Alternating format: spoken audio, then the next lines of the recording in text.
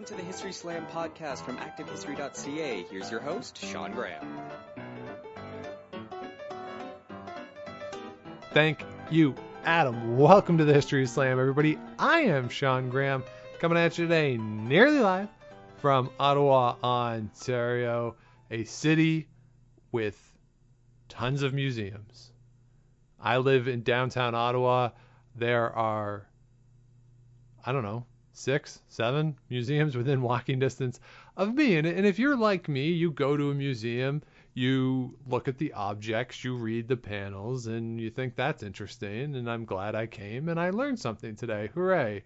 But what I usually don't think about when I'm at a museum is the process through which that information was collected and how the museum understands its own collection and the objects that are in there and how they go about cataloging it. It's not necessarily the most exciting thing to think about when you're in a museum, but the process through which items are cataloged and material culture becomes data is very influential. And anyone who's ever worked with a database, even a little bit, I don't have extensive experience with it, but I've done it a little bit, you learn that the terms that you use, the way that you frame the information in the catalog, in the database, kind of influences how you think about it. And if you take that the next step further, it's going to influence the way you present it and therefore the way people consume that information. And that process hasn't gotten a lot of attention. And again, it's not front of mind for visitors at a lot of these museums, but very much influences the way that they interact with museum collections, museum exhibits, and the information that they learn. And that is the subject of a new book by Hannah Turner. It's called Cataloguing Culture, Legacies of Colonialism in Museum Documentation. And in this book, she focuses on the Smithsonian National Museum of Natural History and looks at how information was processed by the museum and the legacies of that as part of a colonial process. Fascinating book, really interesting. I was really excited to get into this book. As you could probably tell during the interview, I find this stuff super fascinating. So without any further ado, here's my conversation with Hannah Turner. Okay, and Hannah Turner joining us all the way from Vancouver today, back in her office. Exciting times out Stage 3 in British Columbia. Hannah, how are you? I'm good. How are you? I'm doing well. Thank you very much for taking the time to talk with me today. Really looking forward to getting into the book. But before we get into the book proper, I'm curious to ask you about this because, on the show we've had a few folks who have come on who've had this happen where you put all this time into a book, you do all the research, all the writing, all the editing, so much work goes into it.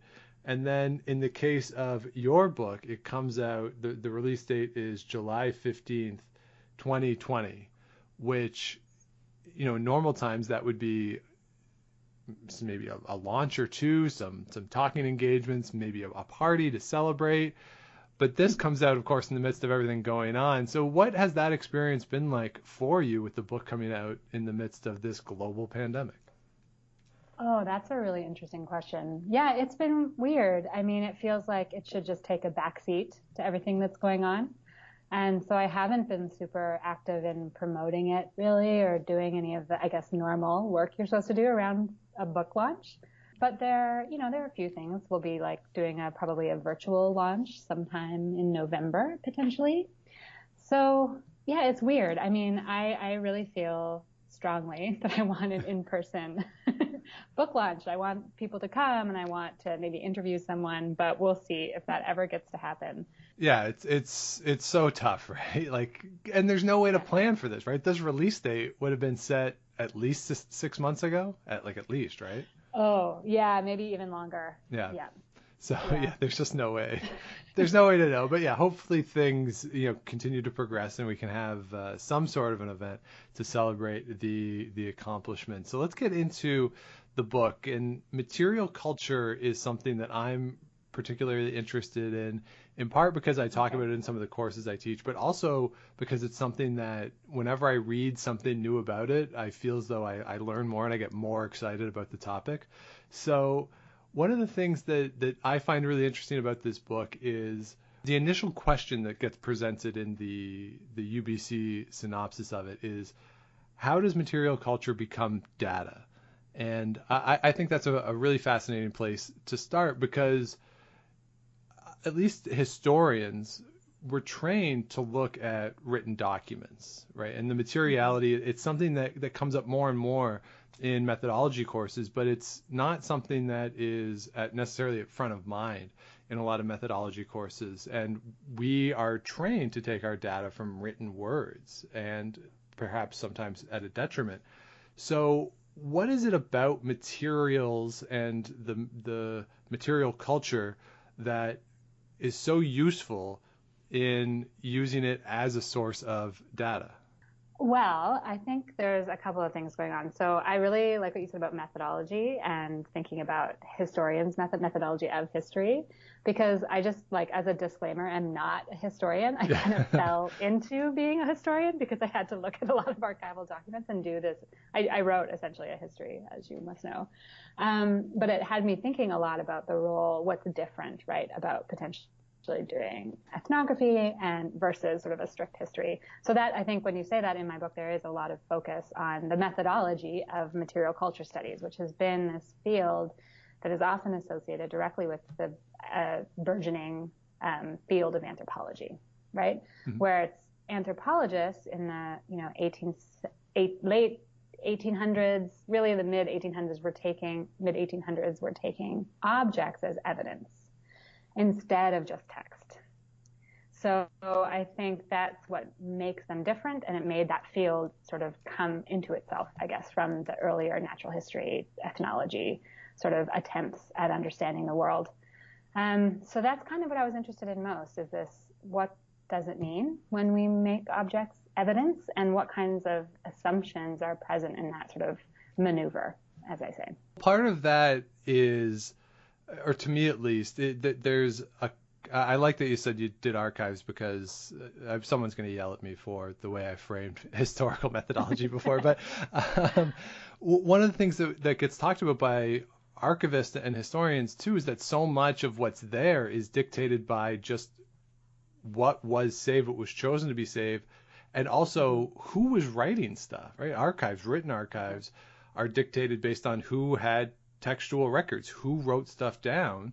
And so when we look back, it's usually certainly people in power, obviously people who are literate would be the ones writing. So there's a selectivity there that is inherent just in the object that you're choosing to preserve in an archive. And it strikes me that there is a parallel there between material culture as well. Yeah, that's exactly true. And actually in the book, it's kind of what I'm trying to document or understand historically. And obviously it's really hard to do that because you don't have everything right in the archival record. So in some ways, but there's been a lot of work in this area, right? Trying to reconstruct the kinds of, not thought processes, but historical moments where material culture became important and what kinds of things were collected and kept and why. And really in my book, looking at the Smithsonian, I think I always have to contextualize that this is part of American history, right? It's a very American way of looking at the issue of material culture and preservation. And certainly in Europe and even in Canada, potentially, there are different histories.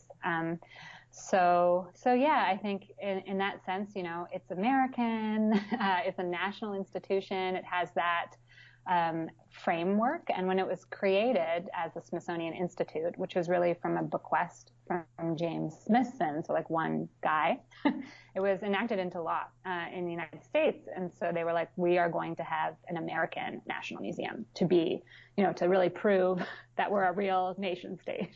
Right. And so in that moment, so you get a kind of different collection, really, because in that moment, while that's being defined, so too was other sciences. So, natural history I spoke about, meteorology, geology, all of these things were sort of coming into being in North America in particular. And so material culture then at that time, a lot of it was from battlefields. There was quite a few human remains that were just transferred from the Army Medical Museum, which was really the human remains collected from battlefields in the States and deposited right into the National Museum. So you get this sort of different kind of collection, if that makes sense, than you might other places. And so those frameworks, the idea of the nationalism, the idea of what it meant to be an ethnologist at the time and what kind of objects they were looking for, is like I take up a lot in the first really 2 chapters of my book because it's very interesting. Well, how much of what the Smithsonian is doing, you mentioned it, like that the museum is there to basically legitimize the nation and say we have a national history.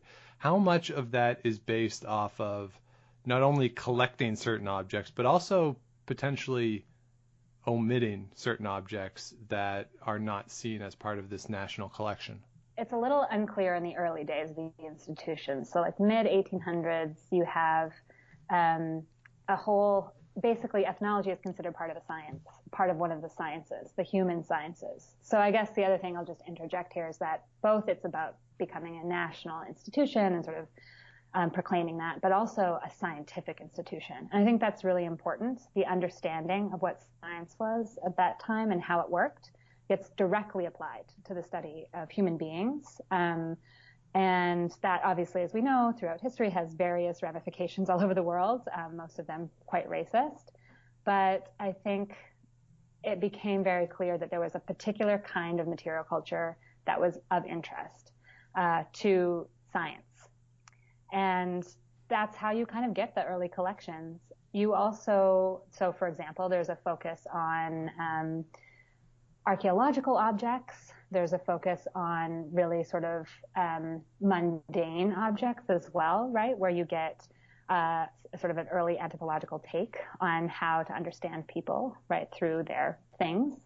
There's also a focus on languages, which I don't go into the book so much, but there's other people who've written about it. I think of Brian Hockman's book, Savage Preservation, and he's looking at language preservation in particular, the history of that. And so language is really important, and then material culture is just generally really important. But things that are omitted are things that people maybe refused to give or let go of, right? So there are cases of that as well. But those are hard to find in the archival record, which I kind of say in my book, right? It's not easy to find omittances. Right, because why would you keep that? Why would you write that down and keep that? Exactly. So what I can do is look through what are called the circulars or the collecting guides, which are these sort of guides that were sent to U.S. Navy officers, Canadian people working in Canada as well, and sometimes amateur collectors to sort of specify these desiderata or desired things is the translation of that. And so those things are, in the beginning, they focus pretty much on animal specimens, right? And human beings in particular are slotted into the sort of animal category. Mm-hmm. So the remains of human beings. And then that sort of deviates as there becomes a sort of grown up understanding that, oh, there's like an entire, there's material goods that people are producing and exchanging and making.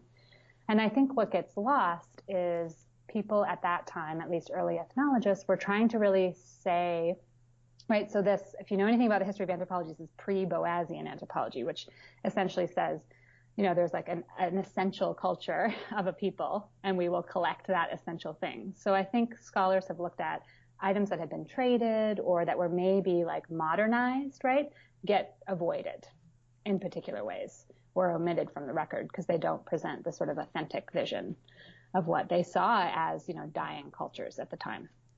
But yeah, it's kind of that stuff is really interesting, and the sort of object categories that really start at the Smithsonian and that kind of get outsourced to other institutions throughout the 1800s and early 1900s as well. So as the Smithsonian is going and collecting these items and having things come in and undergoing the scientific research, how much contact do they have with the communities or experts in the various communities who maybe know more about the provenance of the objects than they would themselves? So there's a variety of things happening at different time periods, but early on, I guess in the mid 1800s, here we're thinking like 1830s, 40s, 50s, very little in the sense that objects would come in train cars to the museum and they'd arrive with maybe a packing slip that described the objects. that might just be a quick note or a list. And then maybe there was some correspondence between a curator and someone who was working in the field. And like I said, these people in the cases I looked at were U.S. Navy officers who had like an interest in local communities they were living in or sailing by or whatever. So it would have been correspondence with sort of that point person in the field, I guess. And then in some occasions, and I sort of document this in one of my chapters, some of those people would actually come to the institution to do some of the what they called working up of the objects, which is cataloging, documentation, and registration, which is sort of the focus of the middle half of my book. And those are probably rare situations that you'd have someone who is actually doing the collecting, then come back to the institution to spend, I don't know, a lot of time describing the objects and all that kind of stuff.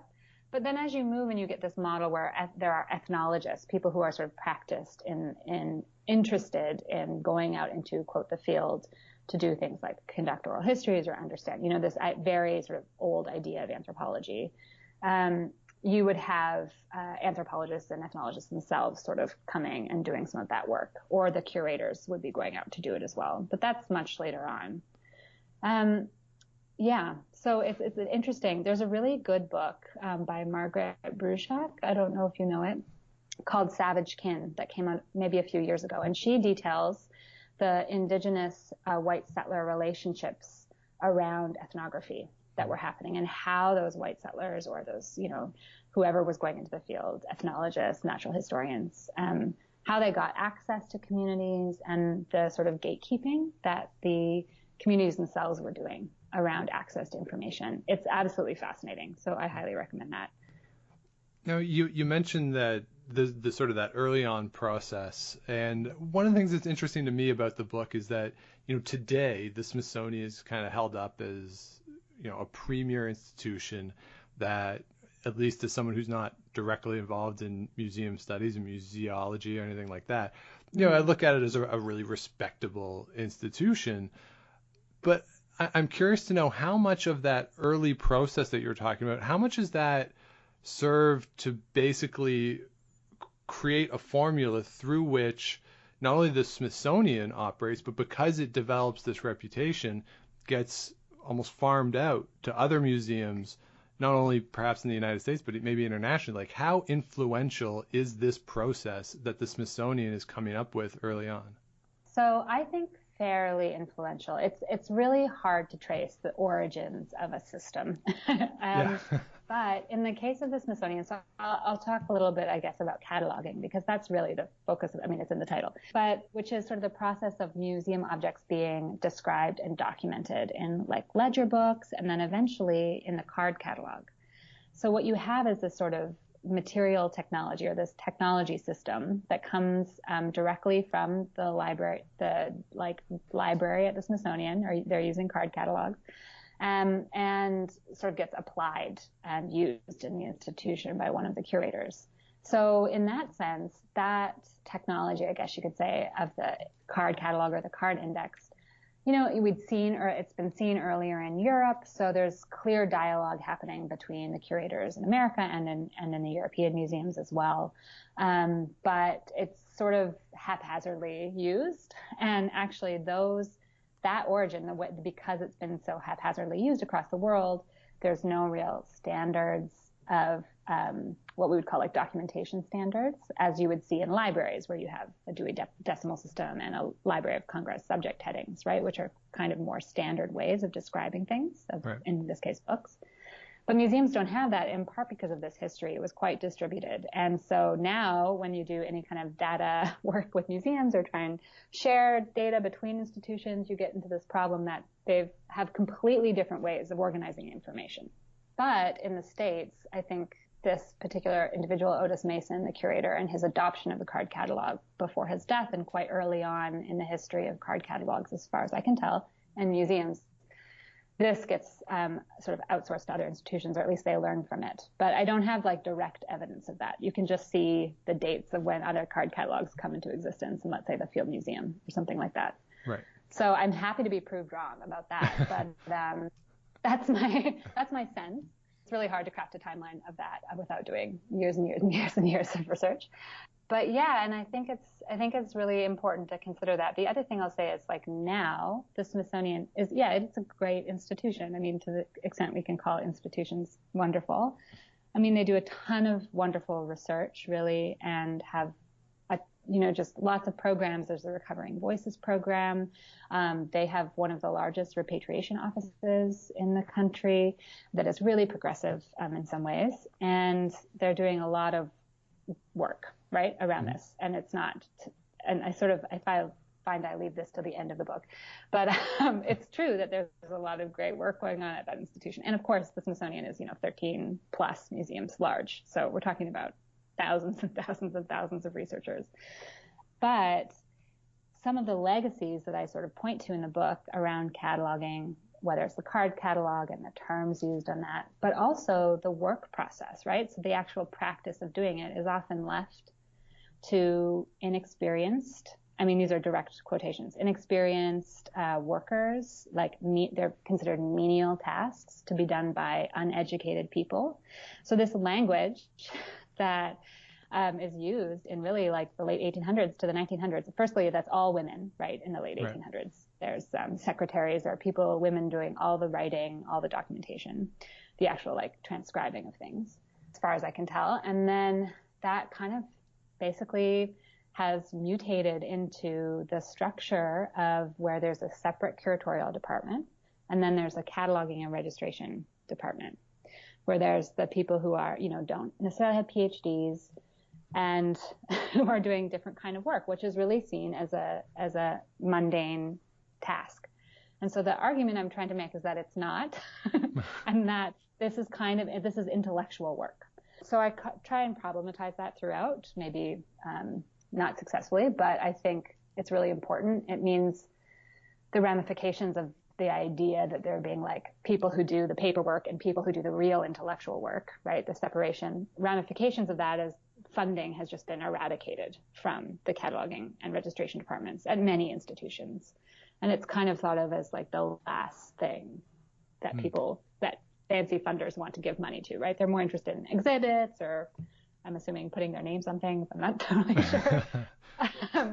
So I think sort of in terms of that legacy of the actual cataloging work, I think that's really important, in part because now, as we know, with recent repatriation but like repatriation things that are happening in the world, in terms of thinking of the Savoy report, which was about the return of African materials that were stolen. Actually doing provenance research and actually understanding the history of collection is going to be really, really important for the ability to return under these sort of systems that we're in now. It kind of reminds me of a book by Cynthia Enloe, the full title of which always escapes me, but it has something to do with what is considered real work. And what she argues is that basically through all of human history, women's work, or work that women did, was not considered real, right? It didn't count in sort of this larger socioeconomic scale that people would judge stuff by. And this is sort of the same thing, right? What is considered real is the scientific work done by the folks in the lab coats and stuff. Whereas it's interesting that, as anybody who's ever used, whether it's a card catalog or now an online database, if there's a good one, you want to find who did it and just give them a big hug. Well, you can't give them a hug now, but like a socially distanced virtual hug, because having a quality database is so important. Yes, it is. It's also incredibly complicated, but you're absolutely right. And I think that work and also like re-cataloging. I mean, there are probably objects in that institution that still need to be reconciled right, yeah. An earlier inventory from the 80s. So, I do think it's important. But there's so many other things going on. Databases, as we know, especially if they're online, generally means you have some kind of agreement with a large software company. And so that's a whole other can of worms. Yeah. But yeah. Now, and you mentioned the repatriation of items. One of the things that is interesting to me, too, in terms of looking at provenance of items, is just terminology, right? And when you're searching for stuff and the way it's cataloged, and terminology from late 19th century to today on certain items is going to be very, very different. And that's one of the things too that, in coming up with a database, that's got to be really hard for folks to be thinking about. But in terms of the colonization side of it, how has the vocabulary and wording influenced the way in which objects are not only sorted, but then thought about as parts of the collection? This is a great question, and this is kind of like a key point. So I'm really interested in terminology, in part because, we use language to describe things, Right. so it's important. But also because the history of naming, and I go into this quite a bit in the book, is really, it's political, right? To name something describes it as being in relation with other things. So this comes from studies in ontology and epistemology. And so trying to understand what those ideas or normalized ideas about the world are just by looking at hierarchical classification schemes in an institution is really interesting, I think. But and there's similar moves going on. So there's a lot of people who do study this kind of stuff, taxonomies and naming in libraries in particular. So the subject headings, for example, are incredibly political at the Library of Congress. And there's been a lot of debate around, there was a great documentary about whether or not illegal alien should be a subject heading instead of undocumented immigrant. And so there's these really, you can see immediately that this is a political thing. So in museums, it's a little bit more, it's a little different, right? You have these really old ideas about what a culture is and what counts as a culture. And often that was decided by early ethnologists and anthropologists. And at the Smithsonian, the debate basically throughout the history of that institution around what culture terms to use, it's ongoing, right? Right. Because one of the issues that comes up is that there are historical names that had been attributed to groups of people or lands or territories that are no longer used. Yet those histories are important to understand, especially if you're doing repatriation or any kind of looking back through the provenance of an object, because it can signal a different maybe part of the land that it came from or a different sort of subgroup, for example. So that can be useful in research. So that's one of those issues that sort of is seen as the sticking point where it's like, well, we don't want to get rid of all of this historical terminology, even if it is racist, because it has like a useful purpose. Right. And I think you can push back against that easily, maybe. But at the Smithsonian and really in North America in general, there was something called the Human Relation Area Files, which I don't know if you've had time to look into this history. Yeah. It's just a great name of a file, I have to say. That's research project number 2, but basically it's called the HRAF. And so this is a list of culture terms from all over the world with short descriptions. I remember in my early anthropology classes, like needing to go into the HRAF, the Human Relation Area Files, and look for a culture and be like, okay, what do people dress like? What do they eat? These really simplified, I guess you could say, descriptions. Not to say it's not useful, but it's a really, really old classification system, and now it's held at Yale, I believe, in the library. So there's something called the eHRAF, which you can Google and look at, and it can be a useful resource. And it was developed in part by, out of the scheme developed by this guy named George Murdoch. And these are really old ideas, like I was saying, that kind of just end up sticking around. So those culture terms from the eHRAF get kind of used directly in this project called the Handbook of North American Indians, which is a whole other can of worms, but it was a project developed by a curator named William Sturdivant, who I write about in one of my chapters, to kind of document as best they could the North American Indian cultures. Right? So using this idea that there are particular cultures, we can document them, right? These are assumptions, and to kind of make a record. So there's been a lot of work on this project, and it was supposed to be like this 13-volume series on everyone in North America. And the terms used in that book are the ones that become used as the culture terms in the database at the Smithsonian. So there's a lot of learning and sharing of information, but it all kind of originates in these really sort of old school culture term classifications.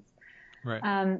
But these are shifting I mean, this is the problem with a database. You need actual metadata to be able to search something, but things shift and change over time. And how do you deal with that in a system that's essentially closed, right? It's very complicated, technically as well as sort of ethically, I guess. Sure. And I guess that's part of the question about relationships too, that, you know, early on, if you're generating positive relationships with people in the field, and certainly say with indigenous communities who can provide, you know, traditional names for things and you know, that traditional provenance for stuff, it could be useful. But at the same time, in the late 19th century, if I'm creating this database, no one's going to be searching for those particular terms, right? Like anyone who's coming to this museum is going to be searching in all likelihood for the colonized version or the colonized terminology. So it's really hard in that moment, I would think it'd be hard to create a database to satisfy every potential use for the information. Yeah, this is absolutely true. And so I think when you look at these museum databases or any system, database system you look at, you have to understand that there's a history. And I think partly why I wrote this book is to be like, well, this is the history. So you can sort of understand why, and we can sort of undo some of the authority that I think is so readily given to these institutions, as if this is just data. That's what it is. It's fact. Yep. It comes from these documents, and to show that those were also contextual and socially mediated and created, and there was a lot of conversation, and I think is really important. But the other thing I'll say is, like, everyone who works in these institutions knows this, right? They know this history because they live it every day. And so it was a bit weird to write a book where it's like you're working on something with a group of practitioners who are doing the work. Trying to repair those things and encountering what one of my collaborators and women I interview in the book calls like these boxes, right? You just have to fit stuff into boxes, which I think is such an interesting metaphor for the museum in general, but also this moment of like trying to record and preserve information. The other thing I'll say is there's a whole other group of indigenous scholars, in particular information scholars, who are working to sort of dismantle these things as well and to recatalog and work on preserving information in their home communities from their own specific ways of understanding and seeing the world. So there's tons of wonderful work in that area. So it's important to sort of see the difference between like institutionalized, national institution, settler institution, and then all of the other kinds of work that are going on in communities and in tribal nations, et cetera. But how then do we try to, or can we even try to reconcile those two things? Like that you have these institutional ones, and, you know, as we've talked about, so much legitimacy comes from the institution, certainly with the public and people who imagine what history is and what museums are, right? That name of the Smithsonian, just museums in general, people tend to trust them, whereas community leaders, regardless of what the community is, don't have the weight behind their name the same way as a museum does. And, you know, it seems like there's an inherent conflict almost there in the mind of the public as they are going to be visiting these places and encountering these objects and these databases the way in which that they've been created, that you sort of, there's almost this inherent bias towards the institution despite the problems that you've identified. Yeah. I mean, a few things. So I think these are issues that are so big and very much related to the return of land and the sovereignty of land. And so, you know, that's one aspect. It's like, yes, we need to restructure how society works ultimately, but until we do that, and there's lots of people working hard on that.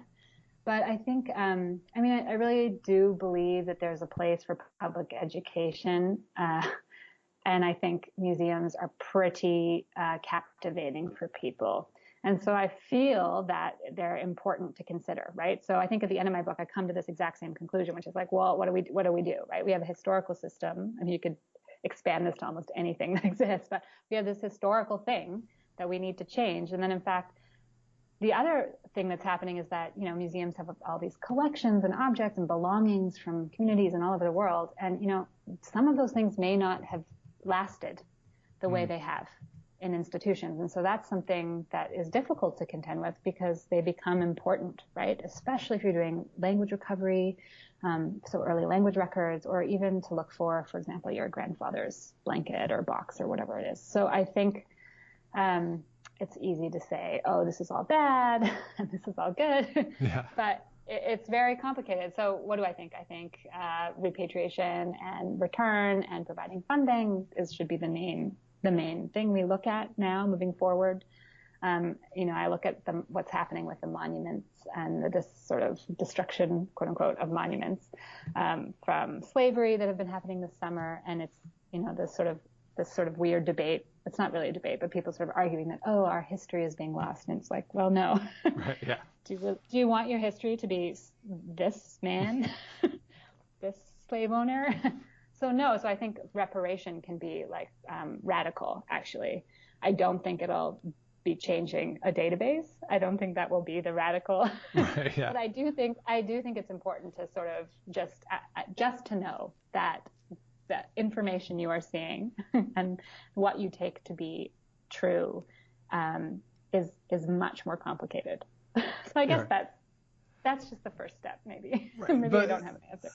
And you're right. It's sort of global. I mean, I'm almost reminded too. There are cases of Jewish families who have sued to get paintings that were quote unquote sold as families fled the Holocaust in Europe during the Second World War, and they've sued saying that these paintings were taken under duress, and courts have said, well, no, that wasn't duress because there wasn't a Nazi soldier right there with a gun in your face. And you're like, what? How does that make sense? But it does speak to a larger issue, to me at least, with these institutions who have objects like this. And similar, the Smithsonian Museum has objects that are probably best positioned or best placed, not in the Smithsonian, but a concern that people have that I think might be related to the monument question, and I've said this on the show before, but take all statues down, just take them all of them. And when you say even this person, yeah, even that person, take them down. But what I would fear with the Smithsonian, at least, that if an object is taken away from the collection, that the information about that object goes with it and gets taken out of the database. And then you have the erasure within that database, not necessarily not just of the object, but also of that colonial story that you've identified in here, that it was taken, it was identified like this, and now it's gone. I think there's value in preserving that story, so that the colonial process through which these objects went is remembered in proper historical context, right? We don't want to forget the way in which objects were treated and the colonial processes through which they were placed within the structure of this National Museum. Yeah, I can understand that. And I do think, obviously I think history is important, and knowing and not erasing the kinds of colonial sort of erasures and oppressions, it's like a double erasure, is important. But I also think that people forget very easily and quickly, in particular, communities and cultures and societies do.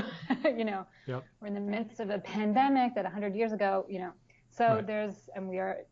It's people are quick to forget. And I think that's not necessarily bad. I think there's a point in time where we can say, should we be privileging some kind of desire, whatever the desire is, to keep everything forever over the needs of an actual living group of human beings now? So that's what I would worry, is these belongings, in particular around repatriation, are needed right now for a lot of reasons. And so that's more important, I think. Right. Than keeping things just to be able to tell. And of course, you can tell stories 1,000 different ways. And I think the actual NMNH, and then also the NMAI, the National Museum of the American Indian, which is just across the street from the NMNH on the mall in DC, is doing a lot of that storytelling through contemporary art and purchasing new work, et cetera, right, by Native Americans. So yeah. Yeah, and I agree. I think what I would want to keep is the record of, so here's how we got it, here's what we called it, and here's when it went back to where it should be, right? Like a file that's sort of complete with all that information, so that, historians in the future can recognize what this whole process was. I would hate to think that sort of the Smithsonian's history of that object would go away as the object is placed back in its proper place. As you said, that's double erasure. But then it also makes me wonder that for as much as this process is very colonial, at the same time, if we go back to the start when we mentioned how the Smithsonian almost gave legitimacy to the state and say, here we are, the United States, we have this great history. Does the removal of objects or things from that database, does that almost serve as a double erasure too, in that the museum would have to, or would want to, presumably, have objects from indigenous peoples throughout the United States because they are part of the country. The land, of course, existed and people were there long before the United States as a political entity existed. So to tell the history of this place, you need those objects at the same time. It's sort of this, I don't know if that counts as a catch-22 or a double-edged sword, but it seems like there has to be a place for objects like this within that collection. I think there is. I mean, I think there is, all we need to do is turn the power to describe and to present over. Right. And it no longer can be in the hands of people like me or like white settlers or white curators or, it really can't. And I think that's really what we're talking about, because ultimately this will all go away one day. These databases won't last on their, magnetic tape forever. Yeah. And we're not going to, and museums will burn down. And, I really am, I do, as much as I study preservation, I'm kind of a nihilist about it, I guess. And I think what will remain is human relationships. So that's the most important thing. And I think to return power to the extent that we can do that is the focus we should be sort of looking at. So there's tons of examples of community-run institutions, any community, right, run institutions where people are presenting material and objects and histories for themselves, by themselves. And that seems to be the most important thing to do, I think. Yeah. So I think, the Haida Gwaii, Haida Heritage Center in Haida Gwaii is one of these kinds of places. And there are many. And I believe the National Museum of American Indian also kind of fulfills that, but there are so many. Right. So that to me is the most important thing. It's like we don't have that renegotiation of power yet, as you probably know. Yep. So until that happens, we'll see. But there's also great, indigenous curators presenting really interesting stuff and adding stuff to collections all over. So that's kind of, I think, the thing. Right. Maybe. So, in your experience, obviously as part of this project, you went to the Smithsonian, you did all this research to see about the institution's history. And I have to say, I've only been to one Smithsonian museum once, I think. Maybe it was two. I went to the culture, I always forget the names, but the one where Archie Bunker's chair is, that's where I went. I think the American history probably. Yeah. So, and I was just really excited to see Archie Bunker's chair. But for people who might be visiting these places, how do you think the book will influence their relationship with the actual exhibits and how they interact with that space? And what do you think people can take away from this book to better understand potential visits, not just to the Smithsonian, but museums in general? Oh, that's a really good question. I haven't actually thought about that. I guess it would be to question everything. So a couple of things. The National Museum of Natural History, which is where I really focused, is really the sort of like a granddaughter of the United States National Museum, which is that first institution. And so it's important to know that was sort of the original institution. It holds the original collections, and all of these other Smithsonian institutions have come out since then and been sort of siphoned off. So there's air and space, and then there's art, there's all these kinds of different institutions. So that core, the NMNH, has a large ethnographic, what you would say, anthropological collection. But that's not often on display, because what gets on display in natural history is dinosaurs. So you have a very different sort of disconnect between that collection, the history of the anthropology collection, and what you actually see in that institution. Right. But I will say I haven't been there in a while now. And there's a few great curators working on contemporary anthropological projects that are getting exhibition space, and that's very exciting. So there's, I think, a curatorial show on cell phones and technology and how humans interact with them. So in some ways, you're not going to see the traditional ethnographic displays at the Smithsonian that really I'm talking about in the book, or at least the collections that I'm talking about in the book. So it's kind of funny to think of it that way. You'd probably be better off going to see the actual collections, which are, if you're doing research, which are held in Suitland, Maryland, about an hour away from the institution. But other institutions, I think, they do. A lot of places are sort of engaging with this idea of documentation and what it means, and sort of contextualizing the knowledge that they have, like how they came to know these things. And I've seen a few exhibits that sort of tackle that, whether by showing the original card catalog, for example, along with the object, or showing the tags to sort of contextualize that, hey, this comes from a particular way of collecting that we don't do anymore, or that we're trying to interrogate. So I just hope people look at a museum exhibit or a group of objects, or like even read about it and think and just question why that's there. I think that's the main thing. Why and how did Right. this happen, and what does that mean? Why not other things? Why? Yeah. Yeah. So yeah, again, it's almost how I end most of my courses, by telling all the students, always be critical. Think of why things exist, and especially in the case of popular culture, why was this thing created? What was it trying to accomplish? Mm-hmm. And you're right, it's the same thing with museums for sure.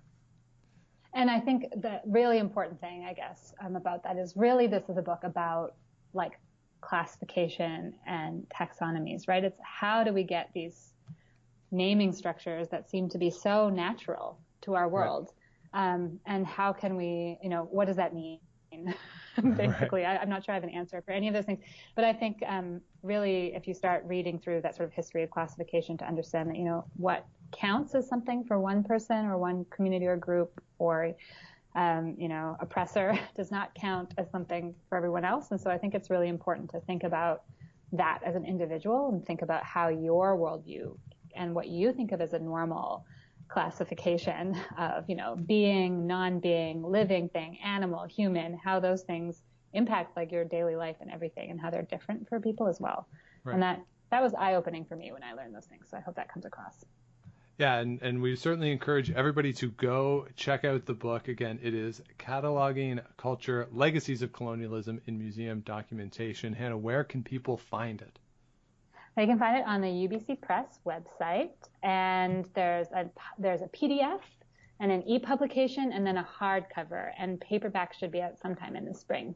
So there's a few different options there. You can also find it on University of Chicago Press website, the American distributor.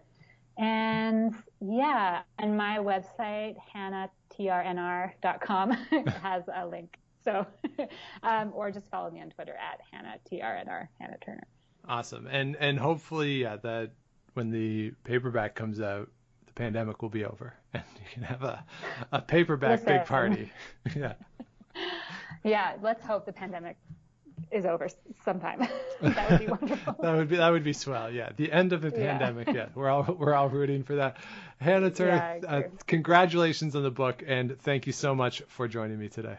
Oh, thank you for the invitation. This was wonderful. There you have it. My conversation with Hannah Turner. My thanks to her for joining me. And again, the book is Cataloging Culture, Legacies of Colonialism in Museum Documentation. So that'll do it for this week. Thank you, everybody, for listening to the show. Please, if you have not yet, subscribe to the show. Wherever it is you get your podcasts, give us the likes, ratings, all that stuff. Keeps the show going, lets us grow as well. And also, if you have ideas for what you would like to hear on the show, please do get in touch, historyslam@gmail.com, or you can get in touch with me on Twitter at @TheSeanGraham. And of course, do head over to Activehistory.ca. A lot of great stuff over there on the site, even in the midst of summer. There's still really wonderful material over there. So We'll be back with you with a new episode again next week. But until then, if you're out and you see Enrico Palazzo, please say hi for me.